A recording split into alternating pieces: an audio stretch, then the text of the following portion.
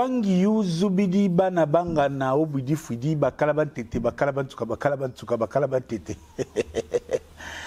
Au micro, votre humble servant Ridolphe Nko Sari de pour les intimes tonton promo monsieur marketing.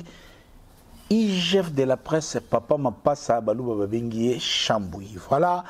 Bon début de semaine, na binotu nega bozio azio occasion la nation de Tokena Boebi lelo lundi.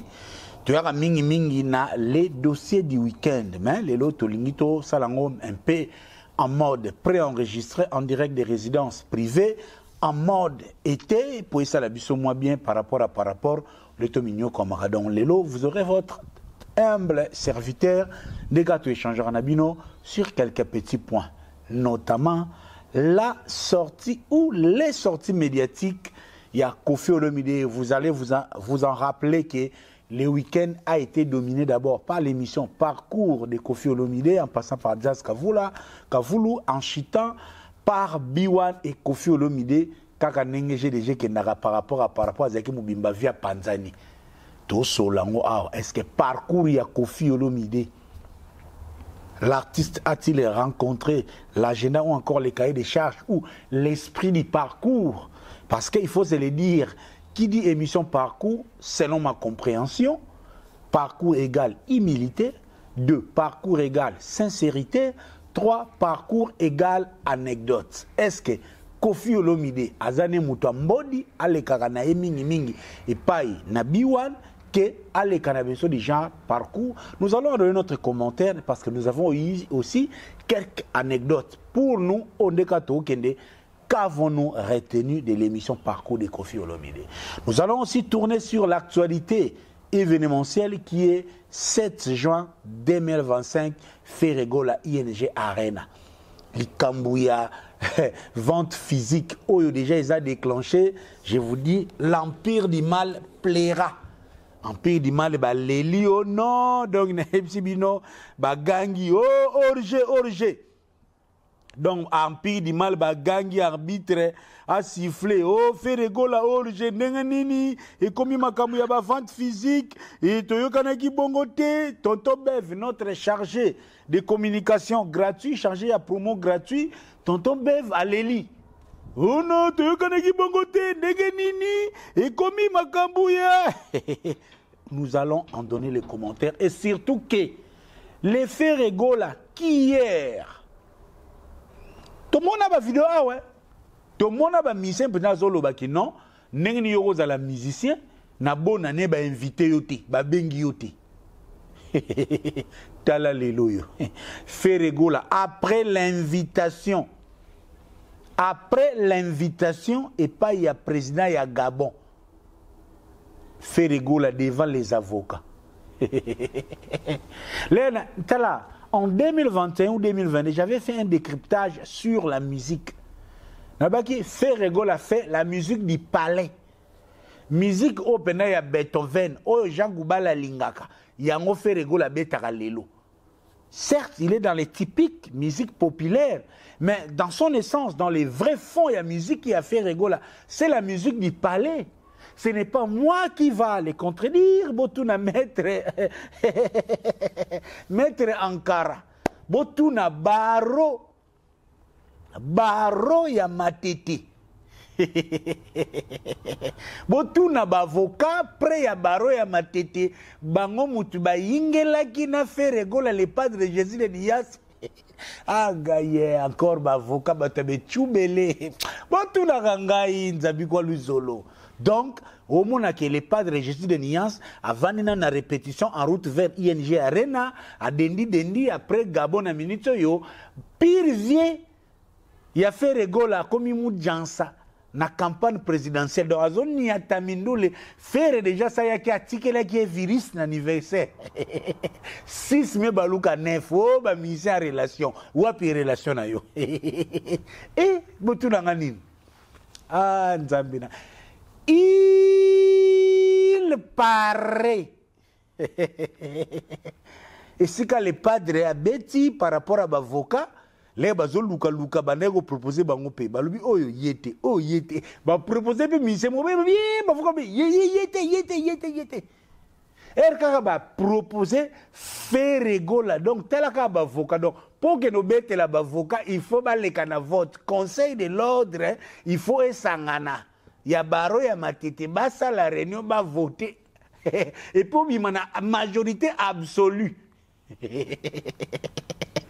Hello, gaye, ou bibi wa ifa mombonda jegami. Donc, nous pandana par rapport. Noëlla Madinga chez Mwanga Chuchu. Ah, gaye. Na retourner pe wana Noëlla chez Mwanga Chuchu. Sikoyo, Noëlla Madinga, il y a seulement une phrase qui m'a tiqué. Noëlla Madinga lobby, ce n'est pas n'importe qui peut m'appeler des confrères. Akobenga confrère. Mais Azana plateau ya Mwanga Chuchu. Les parrains de la médiocrité de la télé jusqu'au net, Lelo Mwanga Chuchu. Mais Laura, Noëlla Madinga, si et seulement si, vous ne voudrez pas être associé aux journalistes qui n'ont jamais passé au casting pour devenir journaliste. Mais Mouto ya yambi yo aleka na casting te. Notre ancien installateur de Wenge Musique à Maison Mère. Celui par qui Claude Maluma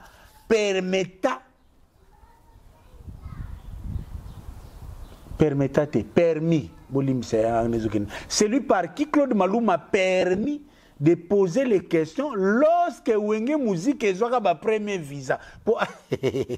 ah, Gadzambe, est-ce que Noëlla Madinga, Oyeko, Luka, média et bonga, tout une excellence, mais Oye pas ya Mwanga Chuchu, Marc Tabu, est-ce que Noëlla Madinga, au Sokoli na maya salité?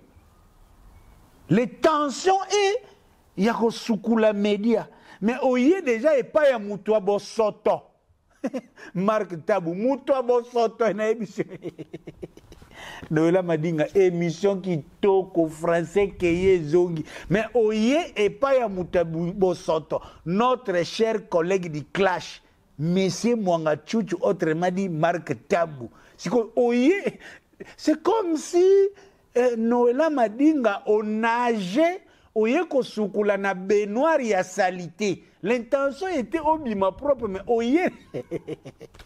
Eh, zabi kwa luzolo. Nzoka ne mama Lise alilane pétage. Na ye bagate. Nzoka ne mama Lise manzambi mukonza pétage. Mama pasteur. Aye ko vendre lango. Donc tourner kana beblo kona.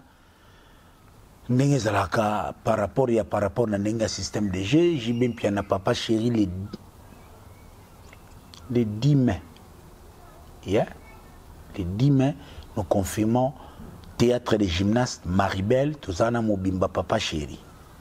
Moi, dossier, tout ce qui se dit autour de Papa Chéri, Nazana Tanango vraiment, mais là, on n'y attaque à cette mouke par rapport à Ningi ya Yengezola. Didier Lacoste, semble-t-il que Azuka a des visas. À l'écart qui n'a Warrior City Embassy. Bon. Hélas, je ne peux pas aussi condamner les fils de ma soeur et s'est organisé pour adhérer la Balacoste à la Licola Balacoste. Parce que yo Lacoste est un niveau na yo ou banda carrière solo depuis 2006. Bon, peut-être que tu n'as pas de tuyau. Didier Lacoste se confia à Warrior City Embassy. Donc l'ambassade internationale de Warrior City, hélas, il s'est vu octroyer seulement 2 visas. Mais bien sûr, solo est-ce que concerne les visas donc pendant on a par rapport n'engagé des gens qui n'aga bah maramisa na ngeli solo n'engagé qui n'aga kaka ne tu qui n'aga pas tantôt pour moi tout bon maramutute mais tout solande ndole vana banda le boss Marcus Ilunga toi zana katuku bianza lelo l'entrepreneur sociable oazoliana batu de katuku n'aga merci infiniment. Commandant Cousteau Kinkela, les gens n'aiment pas les gens. Motemaya Tutungoi. Et puis que dernièrement namoni Théophile Munganga tindelinga vidéo bazalaki na commandant Cousteau na Eva Katanga na maître Blaise Bekwa champion olympique VIP international quelque part na Londres na restaurant mais na lobi mais pourquoi vous otonga tutungo yo akanga commandant Cousteau abimate mais commandant Cousteau abimaka na ye namoni commandant Cousteau abimi ye moko sans tutungo mais pourquoi boko tongo mwana ba tutungo yi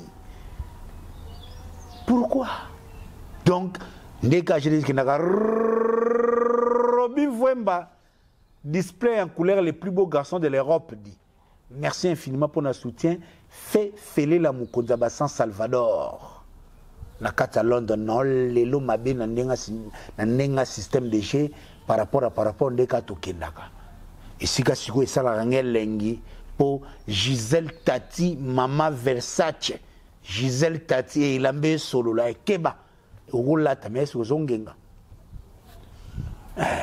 okosomela ma chère est-ce que lamba na yo ezo solo la wana sko bilé Gisèle Tati abeta ngo dada so ba tout na bijou Tati sala kitoko Gisèle Tati vana na ngwende na yo ndeka je kinaka wa kitoko Pascal Chioka l'inoxydable mwana pale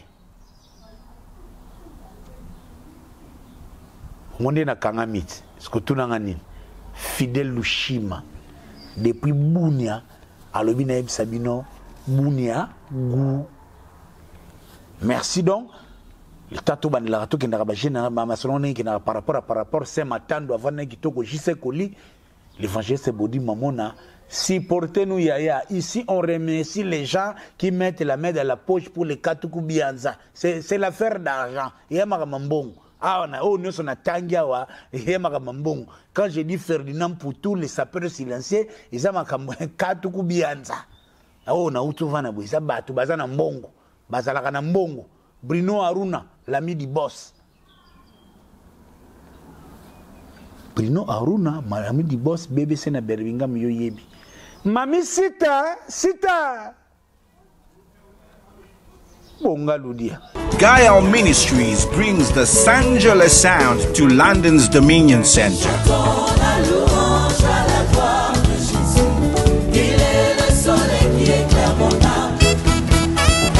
Get ready for a memorable evening of gospel music as Mania Investment brings Gael Ministries to the UK. Sanjola London Concert. Mark your calendars for May 17th, 2025 from 5 p.m. Captivating harmonies, uplifting messages, and dynamic stage presence. This is a highly anticipated event. Date, the 17th of May, 2025 from 5 p.m.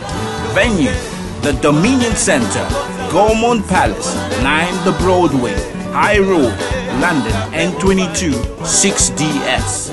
Secure your tickets today at tickettailor.com. We will see you at the Dominion Centre.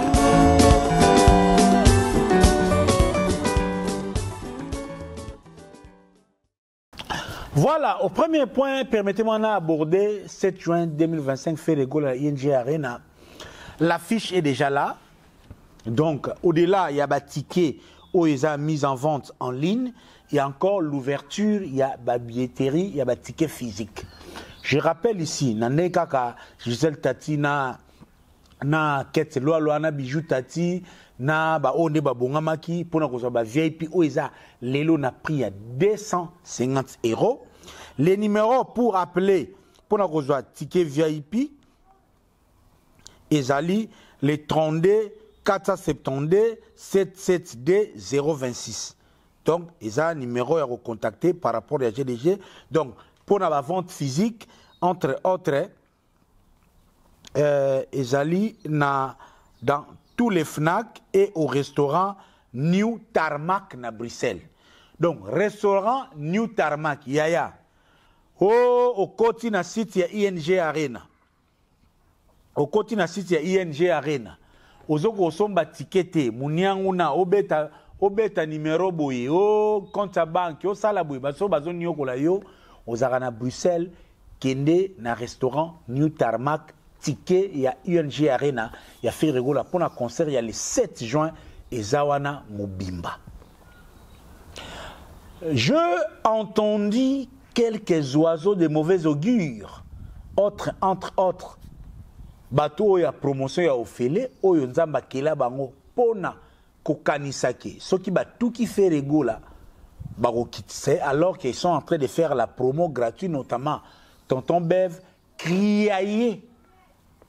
Comme quoi, pour eux, leur interprétation, la disponibilité à la vente physique, ils ont un aveu d'échec que les tickets ne se vendraient pas. Yaya. Tout à l'heure, nous battons. Lélo. Naba concert nuance au yaba congolais yan tsakimadesu. Longela ba gims. Ticket oyo eza na vitesse eza ticket ya ING Arena Ferregola. Yangia makutu malgré Adidas et makelele bébé berso et génération berso yangia mananu abandi billetérité. Parce que makamolere kendara nako rappeler bino dans les dernières 5 ans il n'y a que les dates de Ferregola où permettent à l'artiste Msouba Beta. Roga Roga en 2023, si Roga Roga a pu jouer son stade Massamba Deba, c'est grâce à Ferregola parce que c'était le 24 juin. Au Talaké, Kuna à côté, il y a Ferre ici à Braza, il y a à Braza, il a joué sur les sursauts nationaux, il y a Bandegonabiso à Congo Braza. Tchelinké de l'homme de Balmen, est-ce que Nakosi? Serge Louki, les bourgeois, est-ce que Nasolo Liango Bongote? Lelo Ferregola 7 juin.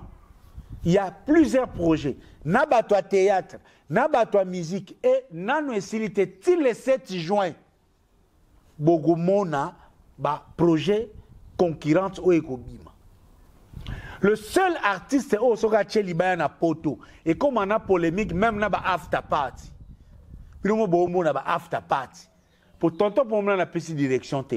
Na koyebi sabagola na after party nini bogo kende. Beaucoup sont appelés mais peu sont élus. On est à faire rigoler Jésus de nuances, mine d'or. Oh les lois sont capables. Ceux qui pendant même l'État congolais à se concentrer sur les valeurs de faire rigoler. Ceux qui sont tout crédibles, on est capable de relever le budget national. Il y a l'État congolais, si on se concentre sur le nom de Ferry, parce que c'est le seul mine d'or vrai, valable, les lots. Au Tchetembe, bière la gauloise des Awana. Au Tchetembe, Adidas ayana yangana. Ferra beta Adidas. Boyemne de c'était kama. Waze kwa leka boyebi. Where en sont les lots azo beta Adidas. Boyebi. On ne souhaite pas le mal. Mais nayebi te soki Adidas ekoluka wera poazo beta Adidas parce que roma monle to solo la rango to gna na ba ya rola plus les gens sont humbles et ça rola marambe salamati neno bango Ferregola mine d'or yango monaka lelo ensemble morote ya ba fanatique o pena bazo bundo zo mona ke kuna po ba o la gaz pour so faire tangi ozuma kampo. Donc le 7 juin, Ferregola na Bruxelles, ça le seul artiste est capable à mobiliser même les conquérants na yé. Baya ko s'accrocher pour bazwa vitesse ba dembe la mupepe wana. Yangana nazo rappeler pour expliquer aux incirconscrits. Pour na minute to comme na batomi surtout na presse les incirconscrits. Pardon, un circonscrit, c'est comment en anglais. Bateau, bakata, bangongengate, na presse bazali. Donc, un circonscrit, donc, Moutou Oyo, pendant le judaïsme, donc, ce bakatio Moussoutou, aux impurs. Et nous avons aussi de l'impurité dans la presse. C'est notamment Charlie Prince. C'est notamment tout l'empire du mal. C'est notamment Bev, tonton Bev. Baza batomo surtout na presse. Ils sont tellement impurs, ils sont incapables de comprendre que l'artiste Ferregola Jésus de Nyon, c'est un artiste mis à part. Parce qu'il a en lui la rumba congolaise. Il a en lui la voix qui restaure, qui restitue toutes les valeurs culturelles dans les chantés. Ah, si on dit ça, bah, koufaka. Si on a yo ko makambo. Yo ko biloko yo loko. Yo ke loko yo kulana bambo ba voisin te bandoki. Wana bambo ba warrior tal bongo tina bambo ti ba voisin.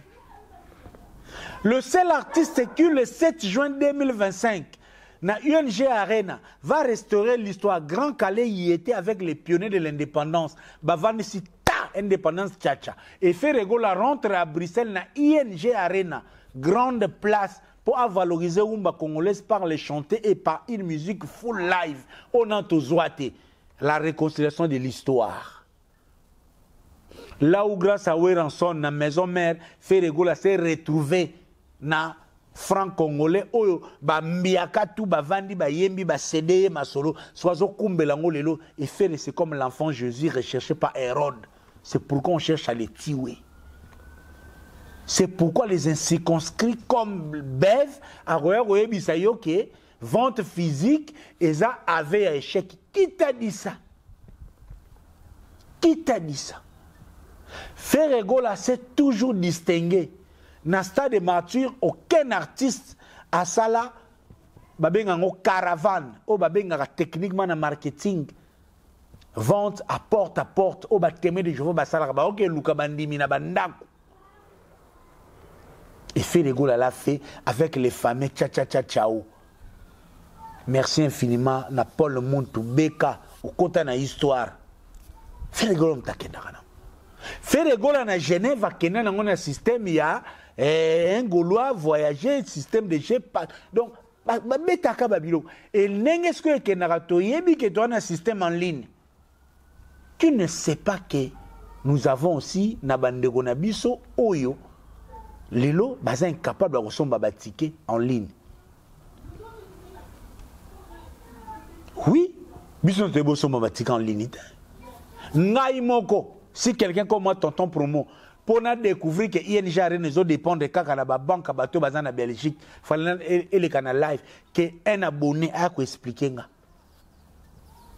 À combien plus forte raison Mutoyo azana calcul na kayu na ye, muto azana calcul a tonganda kunaye. Ndenge kaka Théophile Munganga kendanga nango, ndenge DJ Matic le son de Londres. L'internet, et ça peut ba nouvelle intelligence. On fait des choses par ordre des priorités. Nena Manakoloba que Ferregola avait toujours eu une majorité silencieuse. Cette majorité silencieuse aujourd'hui est debout et ils ont composé na ba majeur, ba miaka. Et na nenga poto majeur qui n'a droit au bi. Majeur a les karaté banzela oh, sombelanga ticket créé compte te malamoro mutangila yango 60 € na bendi force. Pa. One way, professionnels qui sont. Et Ferregola a toujours fait des promos adaptés aux besoins. Par rapport aux besoins, c'est en Belgique, il y a des Belgique, il y a des Mikolo, Belgique, il y a des maman. Il faut que vous na tarmac, tickets, on a pas moutou à Belgique. Oyo azana occasion te lokola Eugène Mbouaki, azana occasion te lokola Jadon Foumazelane, oyo azana occasion te lokola maître gauche, akende na restaurant Tarmac, abenda déjà ticket na ye. Où est le mal, où est les valises? A toujours dit Mosek Nengu. Papa na bébé Fachi. Est-ce cela un aveu de chèque ou absence de consommation de ticket? Ah, Bonico, non, tonton pour moi, baby, combien de demandes de votre solliciter pour national le ticket? Na uti kozong sambon l'air na mane goye baté makambo yeni jango so manenga nini biso pe ba Congo logique les gars lokola ba kasavu na munika mutungisa na zong sambon so il y a 5 personnes. Et mais je suis maintenant en train de dire à ces gens-là ba o bazana Paris, vous êtes capable d'acheter les tickets de ING Arena même jusqu'au dernier jour, mais bon Canada talelo tonton promo, moi je vous dis Ferregola va faire double ING Arena. Et c'est à partir de ING Arena et à Ferregola, nous devons comprendre qu'aucun artiste congolais n'a jamais fait 15 000 places dans ING Arena. Aujourd'hui, nous avons des données. Il est là, tu côté dans la chambre. Ferregola, lelo, à côté dans la chambre et ING Arena, nous avons tous les données. Et puis, nous avons un systématique. ba balcon ne funga mite boze la o faire go la deuxième configuration ke ba boze ba te gene ça la mawana na nenga systématique bogotanda j'ai affirme aujourd'hui aucun artiste congolais na oya UPA Gims Dadju Fali personne n'a fait 15 000 places na ING Arena mutaloka 12 000 ayati tu uti ko découvrir on ka ndenge to kontina ndako yango bomona bango balinga kate esika bango baleka faire gola ya to uti ko découvrir que même les fils de ma sœur n'avaient pas fait 15 000 places Gaulois somba tike benda neto ko comprendre les jeunes zo la peau les 7 samedi les 8 dimanche les 9 fériés ce que Gaulois za mubimba par rapport bière la Gauloise na pointe bana Londres ce que ba déplacer ba yeba Césarine Senga ba Sosongo ba Yolande ba yeba déplacer ba kiti terrain tutungo ina pointe moi c'est Pembe commandant Cousteau ce que vibration ce que Belgique ce que yindi ba toi cash lokola ba Joël Boulouba a Keti wana nan Serge Mavuzi Sematandu JC Koli l'entrepreneur les meilleures agences de fret na kati Angleterre o batinda Koli comme asko aye pena mubimba sko yo aye na ba compte na ye tout ah papa Boniko bande kona Bruxelles ozana projet sala restaurant sala tout restaurant na yo efungwama avant le 7 juin Yaya, c'est l'opportunité à business pour faire les running sagamboka.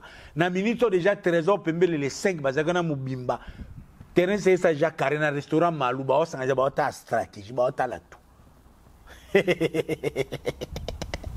Ah gato to promo. Est-ce que nakoya ton nakoyati? Équation. Dipine bacha yaya, chelanga son. Gaulois, sombatike yaya. Yeleo. Nakoyato nakoyati. Bref, vente physique et sa particularité, il y a fait rigola. D'abord, organisateur, par rapport, il y a fait rigola à bêta musique, où il y a censure. Musique à censure, il y a musique à Mikolo. Mikolo n'a pas poto, il faut se le dire, il y a un internet, il y a un système de GT. Tous les belles têtes de tonton pour nous nazaralem sur mercredi na vendredi na sala magama ba email pour lelo na poto ndako ekoma biro. Siko poto facilité batuana. Ba luka ko créer ba quantité. Ba luka ka koninte to tcheli bango ba ticket na tarmac kene na tarmac na Bruxelles okobenda ticket na yo physique. Où le mal où le valise. N'importe quoi. Yango na siko poto chité. Tout ça na biso na yenge zola bano bazala kuna boya ko bimawa ya bomoni bomona bana na simate donc pour ce que to chité faire gola merci infiniment dégagez les gens qui ndaka izo qui kitoko week-end passé faire gola zala ko na mobimba betela ki ba avocat baro ya matete ba sepela ki ba sepela na faire gola merci infiniment na jibem pia na papa chéri quand on a des qui ont un système de jeu, ma solongo pe l'ingénieur ya papa chéri mais papa chéri le roi na matanga papa chéri alingaka cha petit na ye moko boyi mais ba fora lui papa chéri soki yote il faut ka faire rigola mbala moko pe aller état major express urgence ta je sais kitana ba Belvede na pointe ne ke ndaka Yaya bavoka babina faire gola abinisi bavoka on dirait guerre ezate na mboka.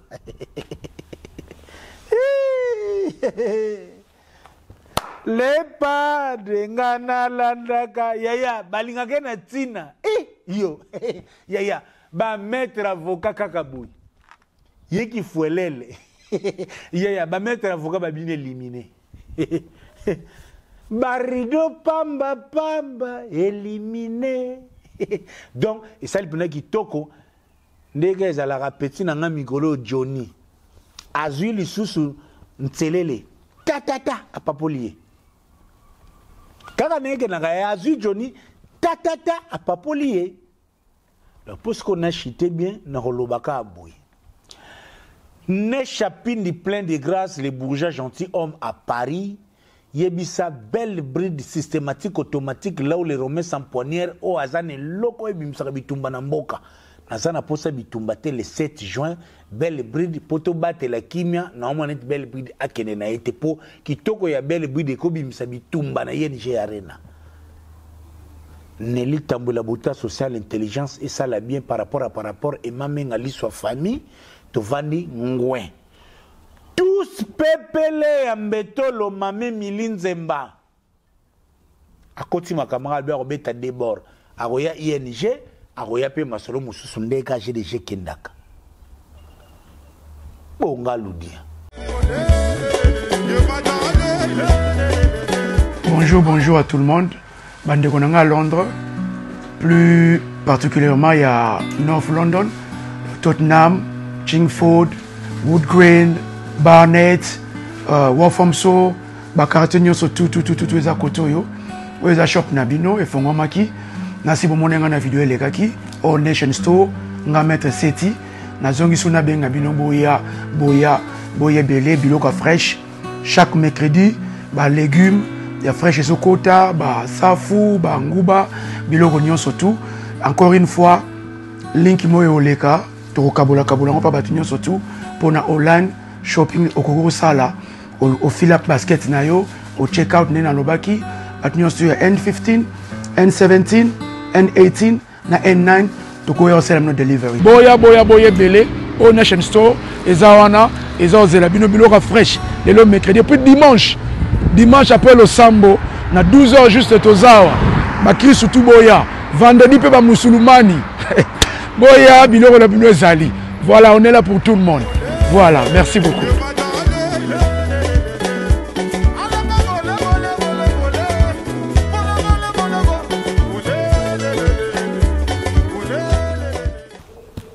Kofi Olomide, Quadra Koraman, campagne médiatique, l'émission Parcours, Jazz Kavoulou, pour chiter na B1, Kofi Olomide, cette semaine, Tobapenda, il a fait un ballet médiatique.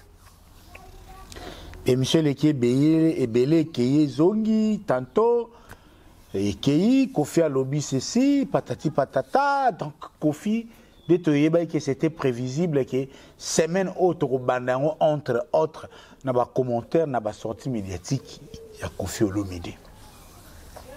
Mais l'empire du mal les a malais. Ici, c'est mon opinion certes. Je suis à l'aise de dire que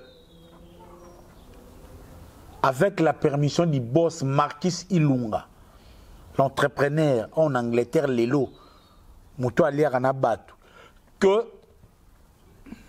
l'affaire Gez Mawete, les partous, les lesbiennas, les kuchukuchuku, les nini, je sais, les djiki, ils ont entre autres soulevé pour obstruer résultat de la campagne médiatique de Kofi Olomide.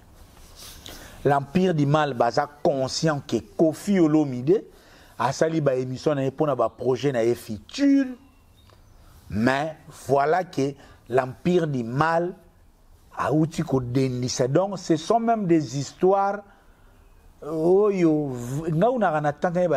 ou faux, ce sont des histoires montées de toutes pièces pour Gez Mawete ayebi nenge makambo ekenla nenge ba utiliser ka Gez Mawete aya ko embrouiller Inonce Bi na émission na B1 ndenge pe Gez Mawete lelo aza utiliser pour a obstruer actualité ya Kofi Olomide pour ba yebi ke Congolais alinga makambu tout ce qui a trait au sexe. Yozo talanga na pasteur na bino na conseiller na yo na batutu to yebi ke Congolais tout ce qui a trait au sexe et comme la priorité. Yangana l'empire du mal et niati à faire Gez Mawete yango pe bomo na ba soda na bango ya parce que la plupart ya ba clasher o leko kenata ba tendance différent mais bazara soit activé directement soit envoûté na mi pepe empire du mal et surtout mutoloko la saratola muto aboto la biso Diego Milito lelo tozanga un chanteur likola ba posa ya nzoto ya Saratola. Les Congolais aiment le sexe. Exemple yangona. Musique à Congo ezanga un chanteur, un musicien Diego Milito pona ba posa ya Saratola. Donc ba posa ya Saratola eleki intérêt ya culture. Ce qui posa ya Saratola ya mbetu eleki intérêt ya musique na carrière mute kufa.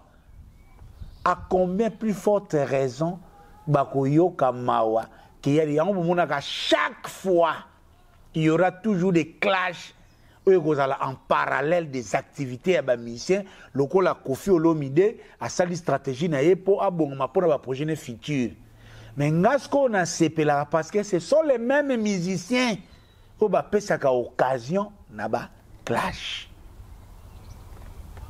et ça l'a bien comme ça ce que ba musicien ba yebaka les osana projet les osana campagne médiatique faut la soutenir na ba communicateur au bazal lié na makambo musique toute communication n'a pas les résultats positifs na musique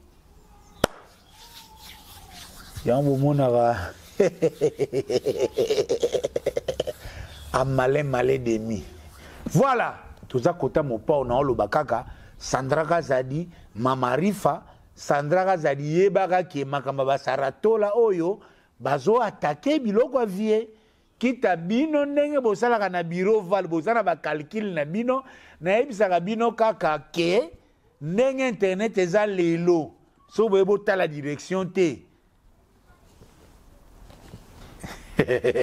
Voilà, Kofi Olomide, campagne médiatique, parcours, jazz, Kavoulou, Biwan, et ça, vraiment, qui toque aujourd'hui, qui toque par rapport, on ne peut pas se les cacher. Kofi Olomide a été à la une, il y a week-end au Union, parce que avec 3 émissions, on a 3 différentes plateformes, et l'artiste a communiqué selon sa nature, selon ses humeurs, selon son essence propre. Kofi Olomide a solo li presque de tout au yako solo là mais mingi pour na ba projet na futur avant ni nango po asala ngo kitoko ndenge jekenda. Mais l'émission la plus attendue est celle qui oya parcours. Et outi koleka l'émission zawana lelo est encore disponible ou balinga Kofi ba Kofi Fil ba Kofiette ndeka j'ai déjà kendaka batoloko la nde bateka ba maputa na mboko na Londres mutoloko la Mama Rose ateka ba Super Wax soko zana batano ya posé qui est à l'émission na mutuna ngai tous pepele ya mbetolo motema ya Mame Milinzemba et là on a separa na tous pepele tolobara na batu tout ya Kofi surtout en Angleterre. Mouto penako tchaliboko na poche à soutenir financièrement à part Yannick Mayemba, c'est tous pepele en bétolo. C'est sans polémique, tous pepele en bétolo. Mame Milinzemba wana pena Kofi Olomide, Sandra Kazadi, Mamari Farouz à la témoin, nabatwa Kofi en Angleterre. Mouto ako tchaliboko na poche à tchepe moya bimisi mbongo. C'est tous pepele en bétolo na Mame Mili. Nga na juste na loba alikambo nga na yebi so na kokufa pona je préfère na kufa. Ce n'est pas Théophile Munga à l'intérieur qui va me contredire, ce n'est pas Patrick Kaba qui va me contredire. Ba na répéter lisusu. Kofi Olomide lem so yeba te ba kosaka yo pour ba entourage bazalaka bongo yaya. Nga depuis na en Angleterre na okende 10 ans. Seul mutwa Kofi oya kobimisa mbongo. Basala likambo Kofi pour kende bien. Tous pepele en betolo, Mame Milinzemba, na ba jeune Yannick Mayemba. Les restes boluka so bobimana kwaku. Donc, et ça la peine que latino vigilant. Mais Kofi Olomide leki na parcours to bandoko lo bayango. Abeti lo onae. Ngai, je suis sincère. Au-delà ya ba biloko total ya mikem ki na ba TikTok na landi émission ya Kofi Olomide na komi na 2h30 il me reste 1h70 émission ça ya 4h mais par rapport ya ba extrait oyo ba morceau ba kati na ba réseaux sociaux ba Facebook ba TikTok je peux présager de quoi était l'émission parce qu'on attend quand même 2h30 une très belle émission. Comme d'habitude, l'émission Parcours Lelo, ils ont référence au fait que et puis ça me soit à moi idée de comprendre un peu les inédits surtout les anecdotes, les questions d'ombre, ou surtout les rumeurs qui ont souvent circulé. Mais je suis à l'aise de dire que Koffi Olomide est incompatible avec des émissions du genre Parcours. Je répète, moi, Ridolphe Nkosa, Rido pour les intimes, Mwanaki Diamene, Mpate ya évangéliste Baudry Mamona, Motema ya Mama Bettina Lobike, Koffi Olomide agbe pa Antoine Yana Mamarifa, Papa na Minou na Didiston, Motema ya Mama Sir, Pirivier ya Mutunanga Papa Rolls, aza incompatible na ba émission du genre Parcours. Pourquoi? Parce que Koffi Olomide, depuis un bon bout de temps, c'est un patron. C'est un indépendant. C'est une personne mise à part. Namoutune déjà Koffi a Tchabon. D'ailleurs, on a parcours, maman mi, a eu parlé dans ma campagne, a lobby Koffi yaka kovanda dans ma campagne, mais Koffi a boyi, andimi a fouté la palin na eki shingam pembana petit na ye tolempo, na mutu na ye azomona aza grand, a ko dépend na maman mité. Koffi Olomide déjà se distingaka.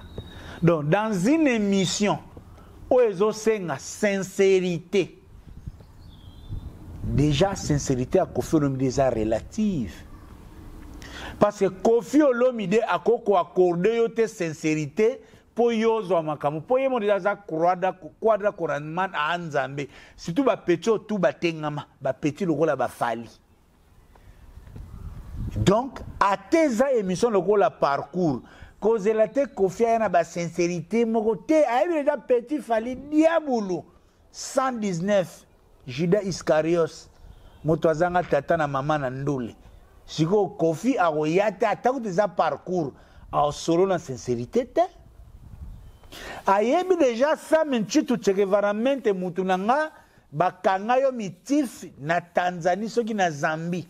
Donc ça menchitu bo ponyoka botika vie na donc parmi ba souci de likolo na bino kutu ça menchitu ndenge bokima yango vie azwa mwana moko ya danser ya Mantimba Kolele sorti di rivière Makelele donc méchant wana ya ba ça menchitu ndenge bokimelaka ata na émission parcours ako solo la binoté par rapport.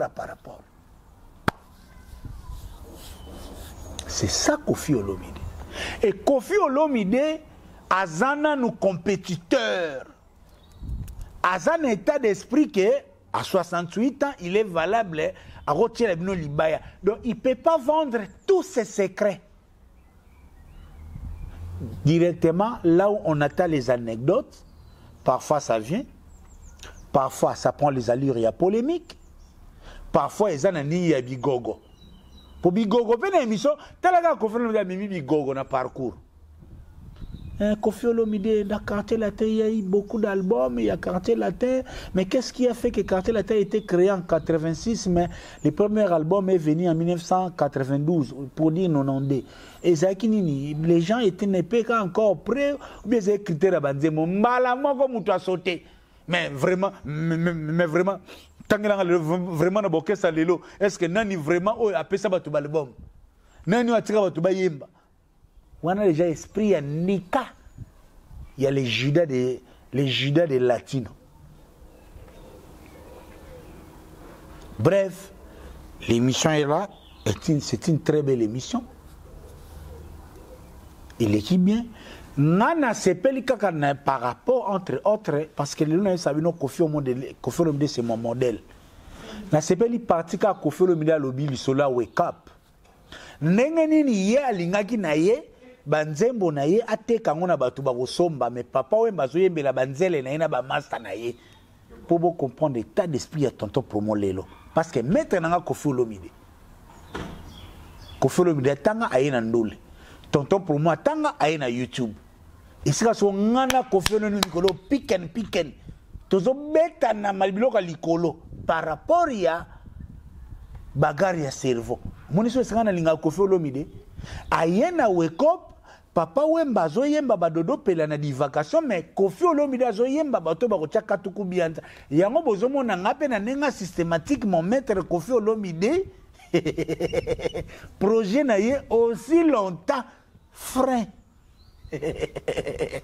Maga Sandra Kazadi, Mama Rufa, Simon Mom, Chibo Apula, Maga Mongeza Gouawa. Yaya, Koffi c'est mon maître. Yaya, abeti na parcours. Akeya yemba na oke jazz, Luambo aka yemse bele, tellement katuku bianza basola kena nute. Akimi. Akei pata boulei, basali nzembo, mais amoni contre ta tellement katuku bianza monaki clarité. Nga côté nazo se blaga na Koffi Olomide et là on a sepli na parcours ya Koffi Olomide Zaki dans la vie il faut travailler dur pour réussir pardon. C'est que je retiens de Koffi Olomide dans la vie il faut travailler pour réussir, travailler alors dur et de deux il faut être exigeant. Il faut être exigeant dans la vie quand vous travaillez dur. C'est ce que je retiens de l'émission Parcours. Mais Koffi Olomide est incapable d'être sincère, il est incapable d'être humble. Une émission comme Parcours et Siminayete, Koffi Azamutaba émission ya Biwan.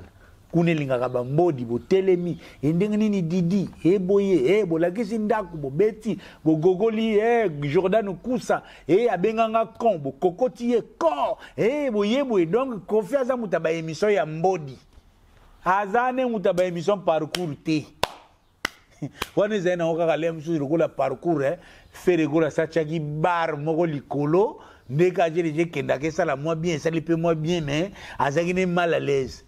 Koffi Olomide na Parcours a komene lokwa likaku babuaki na océan. Likaku avivaka na nzete. Biloko kotunaka, oh non les anecdotes, ça mchinto ayaki ndenge nini, Koffi akobeta lisolo ya popo lipote na avantage ya popo lipo aussi longtemps popo lipo zo soleil mabe pa ya mige.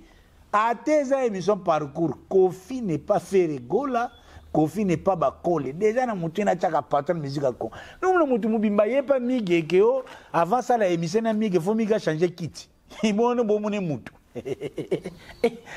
Non boye ba Koffi te. Ngam na osala livre à Koffi.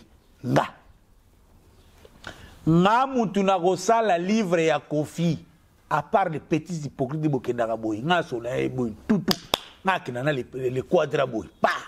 Et puis le quad est rabouillé parmi tous les petits naïs. Parmi les rares petits, donc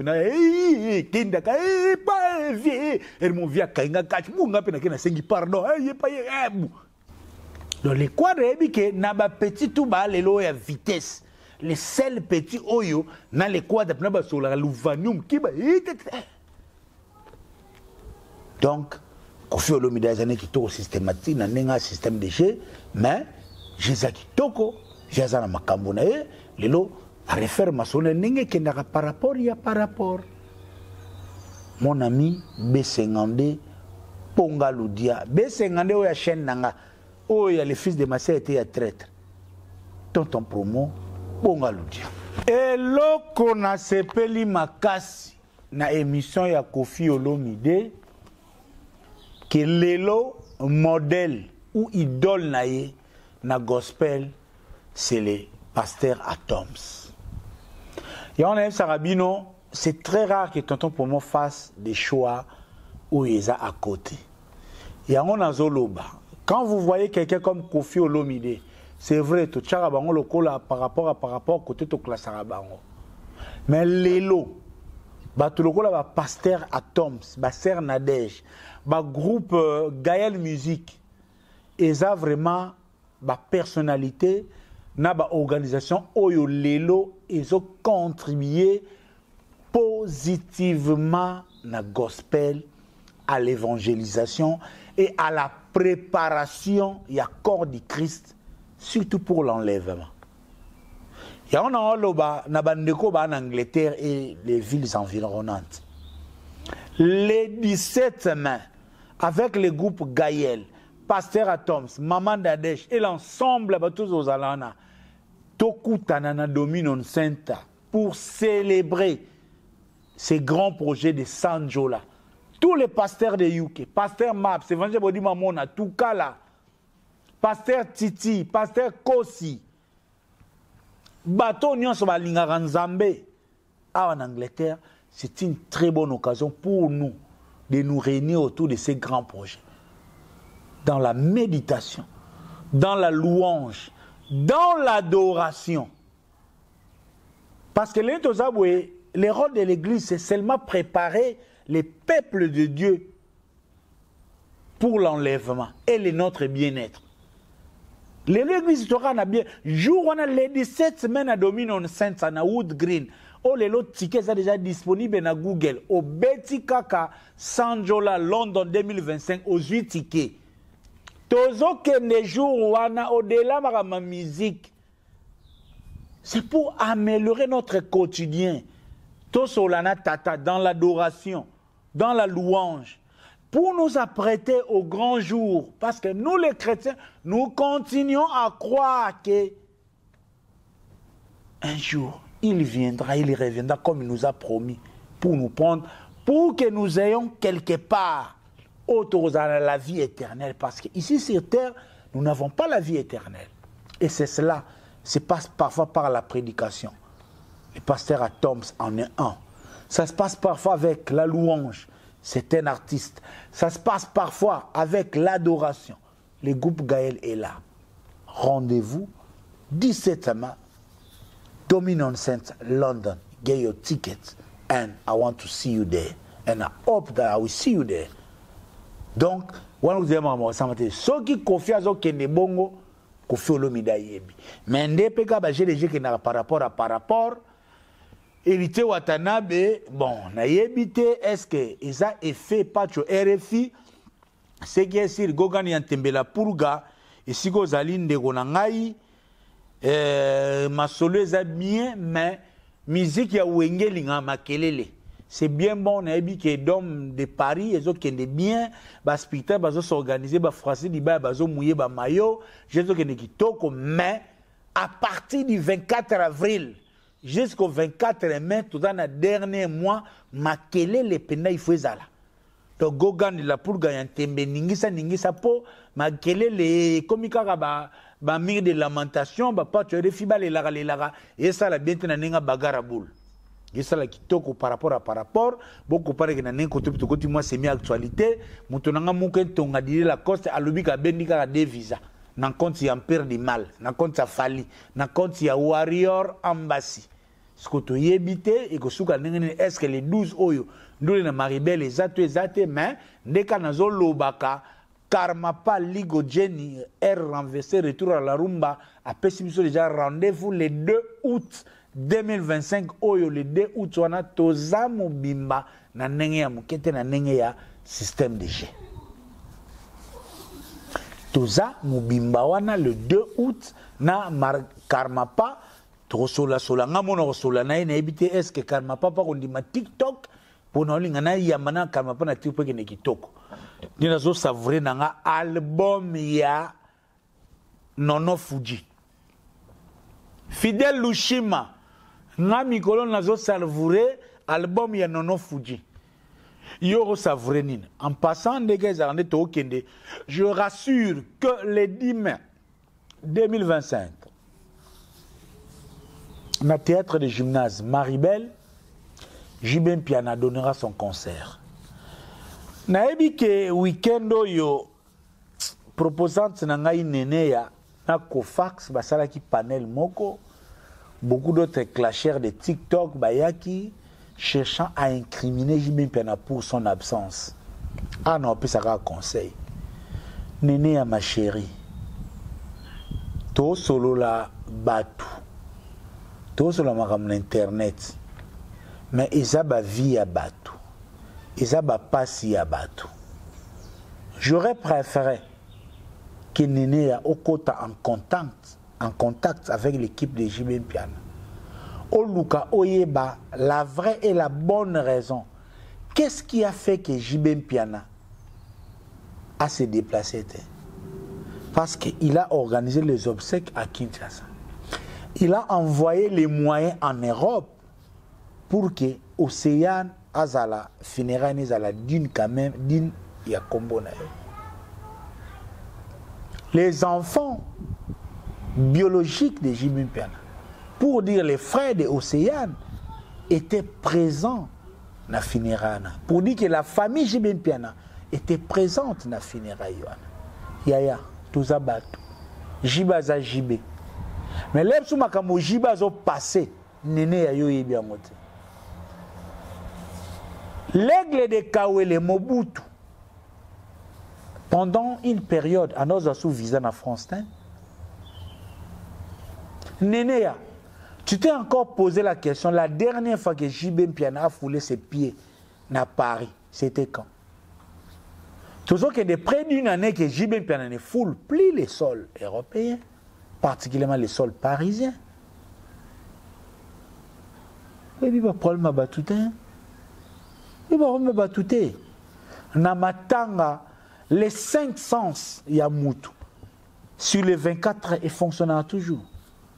Nous avons un témoignage. Moi, ma mère bien-heureuse, paix à son âme, maman qui dit Amen. Akoufa. Vous avez un temps, vous avez un cercueil, vous avez là. Mais après un moment, vous avez un panzi, vous avez un timba. Mbote, vous avez un bolia, vous avez un bolia, vous avez un s'équiper. Mais ça n'a pas enlevé la douleur que j'avais en moi lorsque je pleurais ma mère. Sur les 24 heures, lorsque Mouta fonctionne, il fonctionne avec les 5 sens. Même Namawa Mouta ça le rapport sexuel. D'ailleurs, c'est recommandé au mari, Moubali a solo ce qui moi c'est n'a fait papa ton maman. Faut satisfaire sexuellement. Ça fait partie de la consolation. Pourquoi vous n'avez pas commis ça un robot? Je ne sais n'est pas un robot. Et on pleure. Bateau, tu les larabons, c'est l'on peut affection. Pourquoi il y a tout le monde comparé, qu'on les la océan, qu'on les la séguin, qu'on les la ya zoulema, non. Néné andengo zawana, oko les la pe Karine Mokonzi, qu'on les ka, membre de la famille na yo. On pleure les gens, n'enge peto vivant na bango. Tout cas hypocrisie. Oui. Même Snapchat, c'est la communication. Vous avez na matanga, vous avez là, mais vous savez pas Snap. Présence, il y a Snap, et là, qui absence, il y a Mawate. Tout ça, la rabat. Tu as matanga, on te si la rabat chaussures. Tu peux pas la barre au latat. Tu peux pas la barre au latat na matanga. Tu lui rappelles voiture, il y a Rolls, carrosse, ni pour nanine. Pour toi, abattu. Tout comme un robot passe pour il s'agit de JB Mpiana. Et on a toujours JB Mpiana et Ferregola. Ce sont les artistes les plus combattus à la musique congolaise. Bref, la page est tournée. Baléli Océane, chacun au loba nandengenae. Vous tout soir au loba. Océane, Azaleka, fille adoptive. Ça peut aussi être vrai, comme ça peut être fausse. Mais avant que tout le bayango, il faut que nous ayons des éléments. Oui, Océane Azaki fille adoptive, mais pourquoi JB a envoyé l'argent?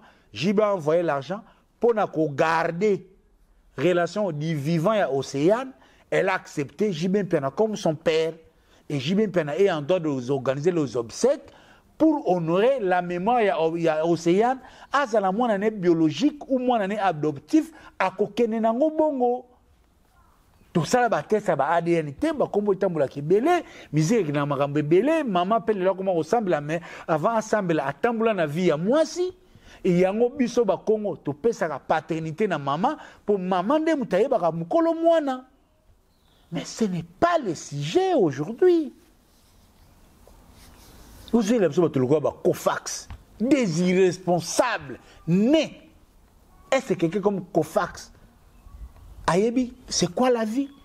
Est-ce que Kofax, ça bota mon na succès? Néné, botou na gabiso to bota na se ya succès. JB Mpiana za artiste, za star, aza na bana mususu boti na légitimité, bana mususu boti na se ya succès. Même dans la Bible, l'affection que Jacob a apportée na Benjamin, na Joseph, ce n'est pas la même affection qu'il a apportée na Ruben, ton Lévi. Nene a peut-être pour le lozana mwana moko. Bato bazana bana mo bazara tous attachés. Comment na bana 4? On comprend ce degré à mesure réaction au yokaka chimie au yokaka na chaque bana. Ce qui est important, Jibin Piana a toujours porté de l'affection envers Océane Piana. Et Jibin Piana a mis les moyens pour aller là Océane Piana. Même concert Oyo Ferre à Keiko Beta, ils avaient concert à Jibé. A tikeli yango Ferre, a pesi yango Ferre pour à Bazan Aera Matanga. Donc à un moment, c'est vrai, tu sais quoi aborder ma Kambuna n'enga divagation mais tout à la rapena nous. Tout à la rapena nous. Donc yanga na zoloba rendez-vous pour na bana tout ya BCBG. Ba vrai tout ya BCBG. Kuminaine K14 yo yebi nenge les kendak. Alfonson Tango yo yebi nenge kendak. Les 10 mai tokutana na théâtre de gymnase.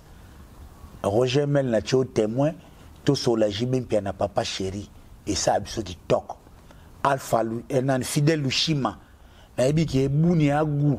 Beaucoup pour somba tiko e jourwana parce que ça l'a bien. Après Séguin, après Zulema, après Océane, la vie continue. Tosenga na muto a koufeli a continuer vie. Tosenga na muto a koufeli te a arrêter vie. Tosenga te ba problème et même abiso. Les problèmes dans la vie de quelqu'un, c'est comme l'eau qui entoure les bateaux dans l'océan. Bateau faut y naviguer likolo ya mai. Kotikate maye kota na bateau parce que il faire chavirer et godinisa bateau c'est comme les problèmes. Tokoy kotikate liwa ya zule maya Séguin ya Océane et kota vie ya Jibé pour le but tozanga sous Jibé. Tozanga sous Jibé atabino moko vraiment. Attends tu jibanga aroza la méchant. Aroza na Jibé obino bo zelate. Bino na mutu na bino si bo tchaba tu na bino baza spécial. Mais accordons quand même à ce jeune moi na maman Lusambo, où a appelé sa musique à bien, qui nous a bercé avec sa belle voix, où a tiqué la biso pe biloko oyo et console la rabiso. Il appelle la société à travers ses œuvres. Jibin Piana a aussi droit à la vie. Nénéa, Kofax, chers amis, tout Chabastar n'a pas place là-bas. Ils ne sont pas des anges, certes, mais c'est tout pendant les moments des malheurs. Accordons l'air, aussi même les repos, ne fût-ce que pour vivre au bon bazo, vivre na katina bango. Scanner ya kolela moté za la raté. Scanner ya passe ya moté la raté. Ils a la raté. Rendez-vous. Théâtre des gymnases. Maribel. Jibin Piana. Papa chéri. L'homme de Zebouka pour honorer Séguin, Zulema, Océane Piana et tous les moments difficiles que Jibin Piana et les BCBG et la musique congolaise a pu passer.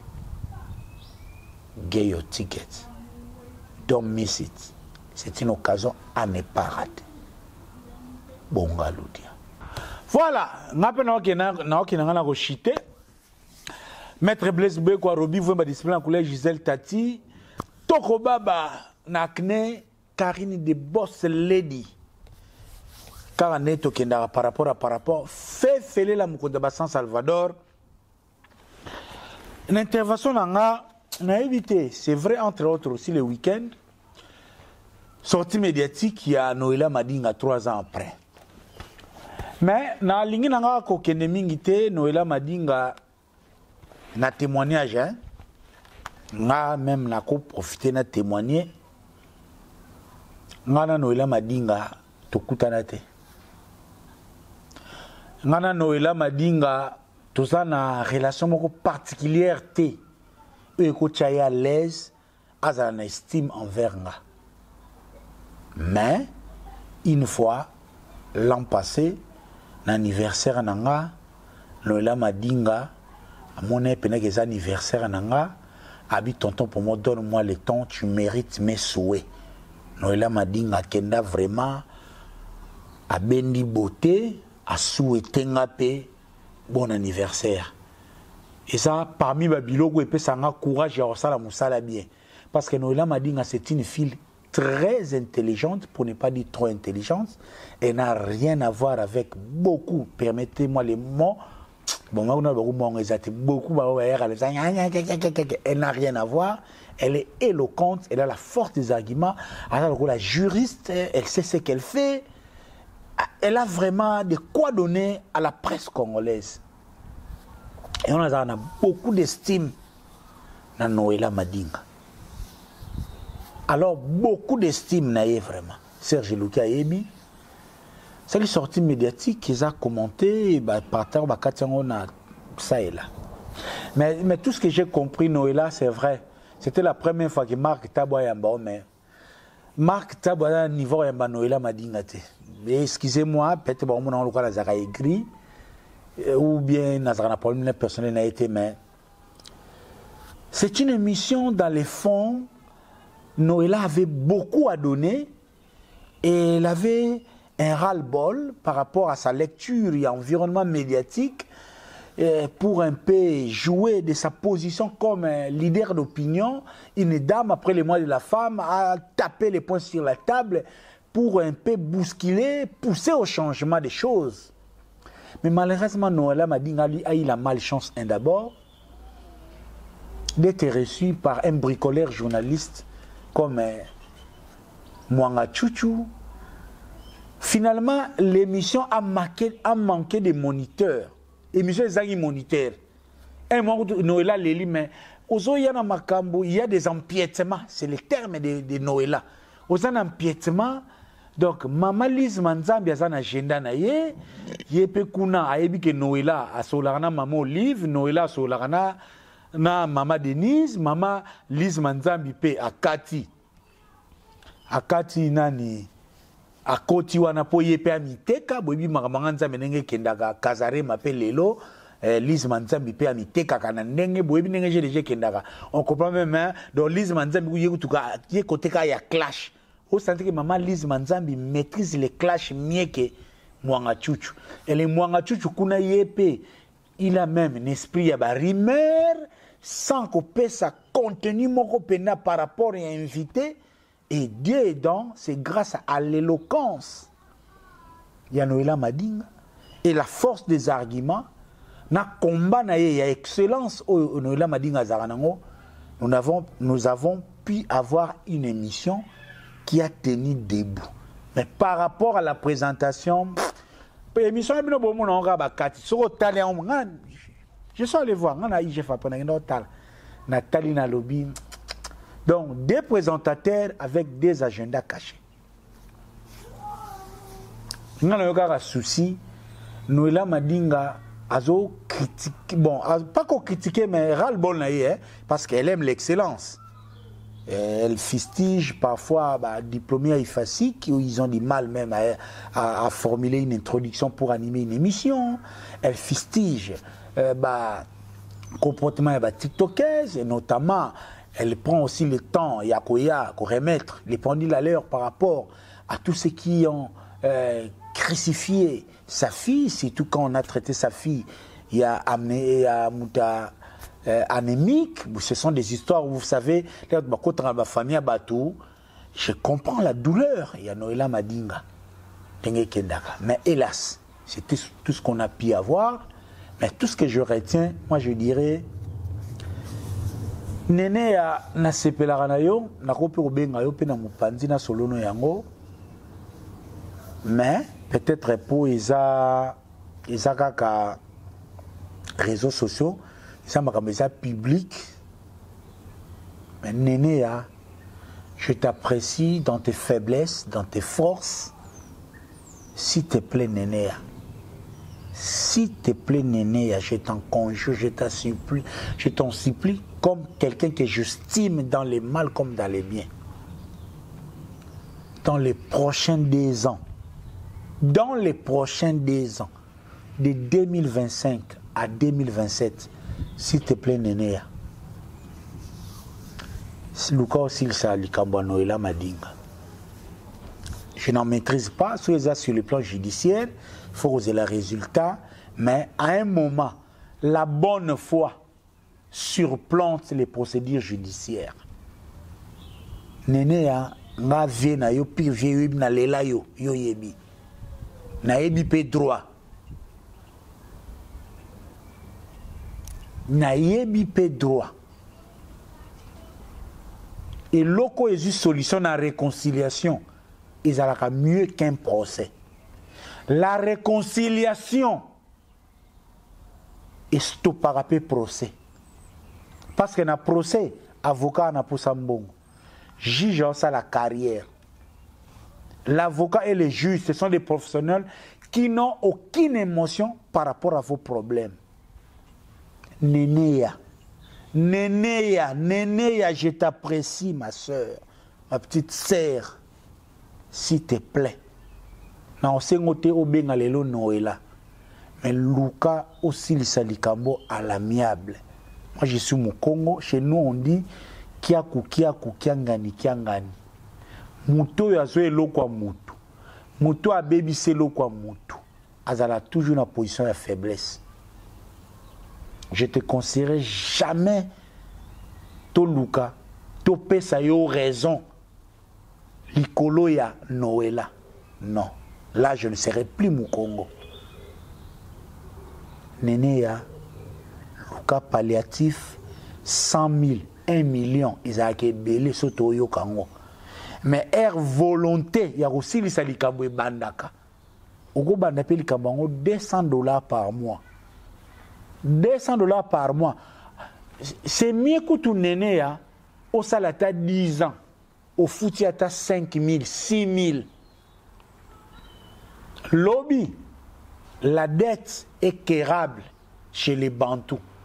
La dette est transmissible. Yangoto tunaka. Lelo nene ya soko bandi ko futa nyungu. Ya Noëlla Madinga. Et si ka yoko suka. Mukolo kufa to tuna nani azana nyungu. Noëlla si elle est sincère. Faut aya na tombe na loba ke nene azana nyungu nanga. Même la famille Kelo qui est une grande famille. Ata bato balinga nene bako continue ko futa parce que nyongo si la kaka soki mukolo nyongo asali remise de la dette et la dette est spirituelle, elle est mystique, elle est physique, elle est matérielle. Acharnement ya Noëlla na talie na miso ba mvuluzi nene ya kozora likambo na blague te et conseil gratuit ko ya kasuna likambo na réseaux sociaux te kenanga na mupandi sala musala na yo kolanda Noëlla te azana état d'esprit ya muto azana nganzi ya mfuka na ye ya confiance wa sala relation ya nene ya na Noëlla lelo ezana abus de confiance. L'abus de confiance se résout par la restauration de la confiance. Nene ya et pas ya Noëlla ozaka na devoir ya ko restaurer confiance. Ozana devoir ya ko soana te. Bato bo mona ba panel baka songo o ba nani ba goya. Ils ne vont pas te dire cette grande vérité. L'abus de confiance se résout par la restauration de la confiance. Même la femme infidèle peut être pardonnée les jours où il va prêter serment à la fidélité et si elle s'est conduite dans la fidélité à l'imbisamaka. Néné n'a pas volé. Néné a abusé de la confiance de Noëlla Madinga. C'est vrai, Noëlla peut employer les termes mouyibi, tout ça. Parce que au-delà, il y a eu des histoires où il y a des commérages que je ne maîtrise pas. Mais je lis dans ces problèmes. Il y a une volonté ferme à en finir les problèmes et une volonté, il y a Noëlla Azonga n'a pas droit na ye. Mais l'affaire était en justice. Mais Néné, je regarde droit à la caméra. Je mets le public en témoin. La bonne foi de résoudre les problèmes à l'amiable et stopper par la justice. Sois humble. Restaure la confiance d'une Congolaise. Elle t'a fait confiance jusqu'à un montant autoyo kaka. Je dis, je t'aime Néné. On a affaire Fally Ipupa, le fils de ma soeur, qui se retrouve actuellement, je ne sais pas où, il n'est pas à ça, na Sénégal, mais tellement qu'il m'a rabandaku, na resuka na le dossier Fally Ipupa et Didi. On a dit que le dossier, on en a parlé à long et à large, par coïncidence, moi et Papa Ross, on a pris une position, il y a dénonciation.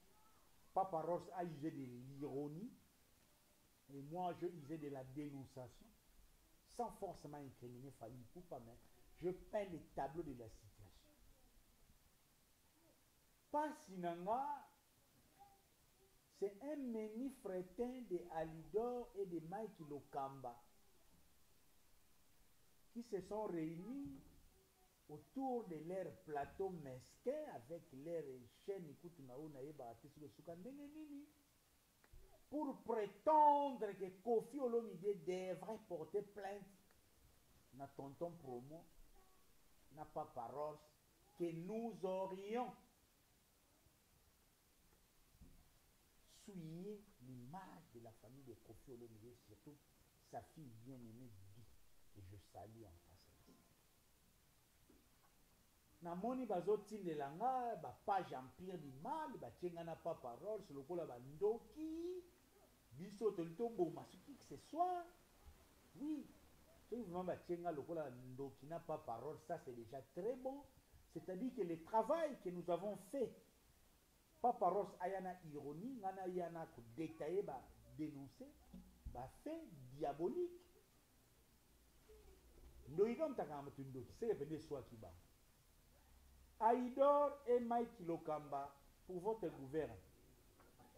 Le style que Papa Ross a employé, l'air à lobby, Fally Ipupa Yakope sa dot. On appelle ça dans la philosophie de l'ironie socratique. Vous croyez vraiment que Kofi Olomide est prêt à recevoir la dot de Fally Ipupa avec ses sales pattes? Je dis bien ces sales pattes.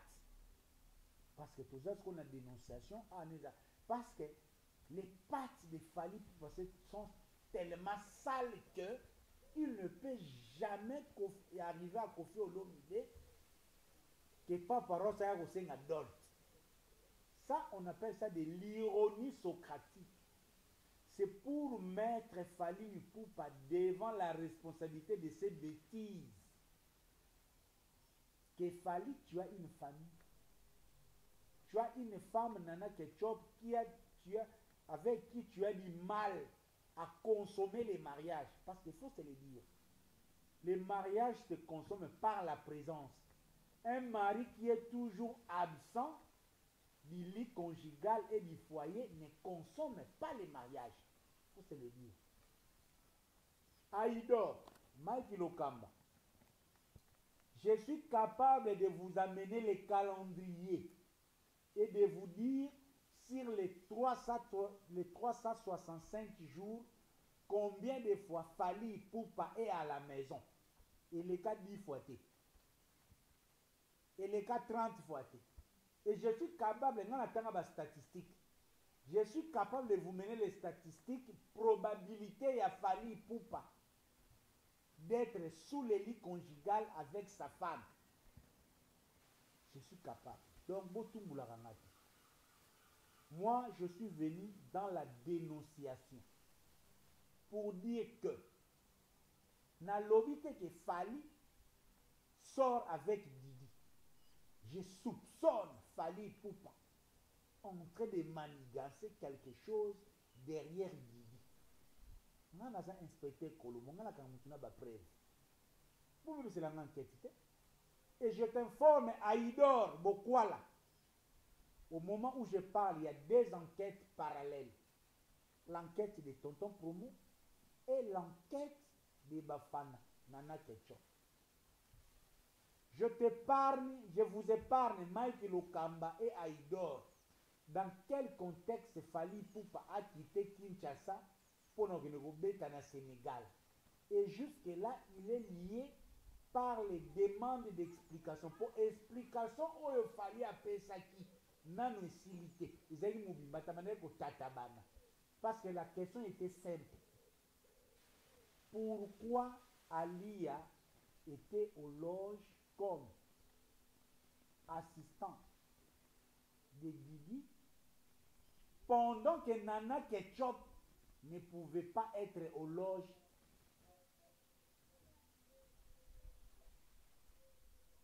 Ouais. Aïdo, Mike Lokam, et son mona Nana Ketchup, akangi photo na Didi. Aïdo, Mike Lokam, son mona Nana Ketchup, akangi photo na Lia. Donc, boza bananike, boyebi mukilite, boyebi vite. Je vous dis, Fally c'est un être humain. Il est peut-être déjà sous l'empire du charme, il y a Didi, tentant de faire mal à Koffi Olomide. Il pourrait déjà avoir consommé des infractions. Je n'ai pas encore de preuves, je dis bien, il pourrait. Mais, Namito, je prends Fally Ipupa comme un suspect, comme un criminel, où il y a une preuve irréfutable. D'ailleurs, il y a le terme irréfutable. Mike Lokam, Fally le dictionnaire. Je suis en train de chercher des preuves irréfutables au Narokandelaï. Mais jusque-là, il a des indices de culpabilité. Mike Lokamba Aïdor, si vous êtes des femmes, je vais vous aider à devenir des hommes. Posez-vous la question. Pourquoi Fally a des transferts d'argent de son compte Simba Ipupa au compte du Liston? Fally a un producteur, il y a Didi. Si c'est dans le cadre familial, pourquoi Nana Ketchup n'a jamais été associée dans des histoires Fally, Didi et Alia? Naïou Arena. S'il n'y a rien, on devait avoir Didi, Alia, Nana Ketchup, Marco 6, la tribune. Alidor. Et si on tourne, pourquoi Alia, Didi, Nana Ketchup, Naïou Arena, Bavanda qui tribune mon côté? Donc, je sais que vous êtes commandeur de visa. Aïdor, Zobat et la visa, Nayo. Toi, déjà, je te parle, mais parce que tu as des gros soucis familiales. Je suis votre grand frère, je vais vous aider. Mike Lokamana Aïdor Bokufa Pamba. Bobi mana dossier au niveau na binote. Bobi mana dossier oyo eza na niveau na binote. Nitio Aïdor kutu nengo zawana, je t'informe. À moins que Nana Ketchup azong sa mute masina. Yo déjà so katani na ba visa. Visa no tozo désactivant. Parce que nous avons deux enquêtes. Enquête na inspecteur Colombo, na enquête ya Bafana. Nous devons éclairer la situation. La relation Fally et Didi. Et la relation, il y a fait de sociologie. La relation Fally et Didi. Et la relation, il y a génité. Ce sont deux enquêtes parallèles où il y a Bafana mené. Et toi, un menu frère, un moussel qui n'a rien à voir, tu veux foutre ton nez, ton petit nez dans ces histoires. Aïdo, yo ça n'a pas beaucoup de dossier, yo ça n'a pas posé le F victime. Yo ça n'a pas posé la répétition qui n'a sous-souté. Eh, yo il y a du rôle, il y a une carrière à Fally. Eh, il y a beaucoup de dossiers avant que le Sénégal, à Foukami siye, a signé pardon, Bafana, si on a que le Sénégal, mais il y a tozo zéla après Sénégal. Pendant qu'on attend suite, il y a explication. Il y a Didi et Fally. Est-ce que ça qu'il y a? Tout est déjà tentative de fraude. Nanu to tire makambo au clarité. Yo Aïdor, yo Mike Lokamba. Olingo yako foutre tonner dans cette affaire. Et donc selon yo nenga lexiwe chaobe tango karaza mutute. Ba Demer, ba Lisa Queen, ba tono so ba bechango kara, ba batute. Et bano boku fara boye Gauthier mascotte la sola na nande kono Mike Lokambe tala ban bobima o eza dossier ya Mikolo oyo eza dossier ya Mikolo. Bref, l'enquête continue. On ne va pas publier les résultats des enquêtes maintenant, mais nous retenons que Fally Ipupa est suspect derrière Didi. Les restes, ils sont mon émoko Didi a comme boire que la nana qui a chopé boire que là. Bon. Na suki na ngawa Dems de mukalinga ndeka tokendaka BBC Ipups BBC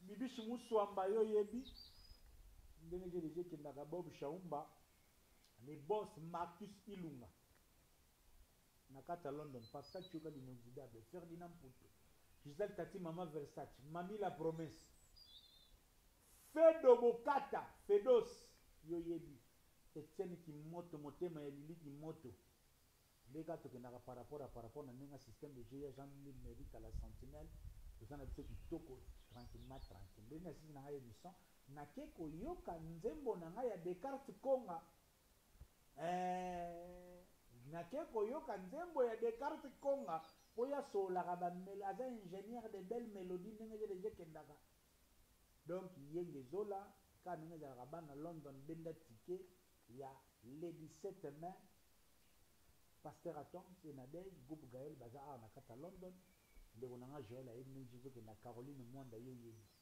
Caroline Mwanda motema ya fiston Samantha Siki motema ya Gauthier Chris Nkosa yele Palino yo Kalate les gars j'ai déjà que dans les dîmes tout coûte dans les grands mariages Nathalie Nkosa yebi moi Micheline yebi les vieux palmiers yebi j'ai vu que les dit par rapport à Maître Samous yebi ça ba maître tout ya judo club Aringe j'ai ça qui toko donc karaté na zo ça entraînement judo pour ba petit fona bana ko bamba bangona mabele Telinko est super prêtre Claudine Mbuka est-ce Kazadi Telinko est-ce ozobatela la Claudine Mbuka Lik Mutambula ya Masse Moussampa donc j'ai ça qui toko maître gauche na Paris j'ai ça qui toko Sydney Poitiers yebisa mutunangai ndeka tokenaka par rapport na nenga système de jeu j'ai ça qui toko j'ai ça vraiment qui toko tranquillement tranquille fiston yoka mon ami d'enfance prêtre na nenga panama prêtre donc yenge zola jeune mbwaki merci à tout le monde Eli Bumbusa tona ceux qui toko Emery Sindani Papi Bola deka tokendaka le 19 mai Mama Fifi Alpha Kiala Mokonza Bandal jeza kitoko Alpha Kiala yende tokendaka ya kosambe zate donc ndenge zalaka ya bino tonton promo en direct des résidences privées en mode été, en mode sama, tout ça n'a pas dit que tranquillement fait de Bokata. Ça va dans notre méga token Pascal Thioga l'inexhibable, maître Napo, mon docteur, le docteur Momo. Docteur Momo, merci infiniment. En passant, banatu ya culture pays, Félix Oazé comme Mikolo Azongeli ba proverbe. Pour ceux qui ont Félix Oazé quoi, c'est vrai que préparer l'album mais mingi bukai na ba proverbe po ya monde sala biso kitoko tranquillement tranquille tonton promo IG de la presse Saint-Matando bonga ludia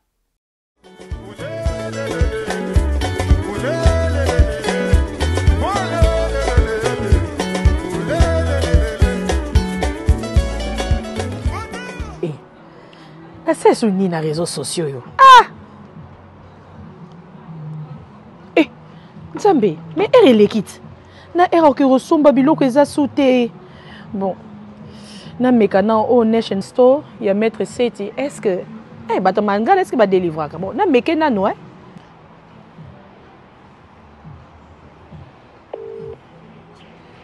Allô? Hello, Maître Seti. Allô, bonsoir. Old Nation Store. Boni, papa.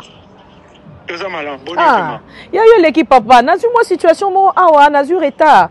Na ebité soki pa na yo livraison et salamaka ya delivery food na make order. Ezali? Oui, tout ça la next day delivery. Le call sali order na yo avant 10h. Donc lobby ou reçoit delivery na yo sans faute. Soki après 10h ou reçoit the following day. Ah bon? Eh, dadi obi ke na ebité salinga ba mo bien. Na make order na ngai. Dadi oza ngolo. Ngolo ezali? Bongo soso.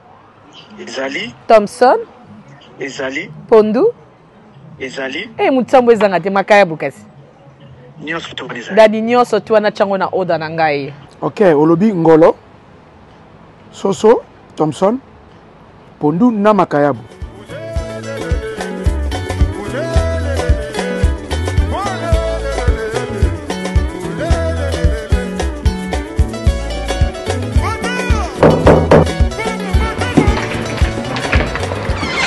Hello. Hello. I've got a delivery from Old Nation Store. Oh, thank you.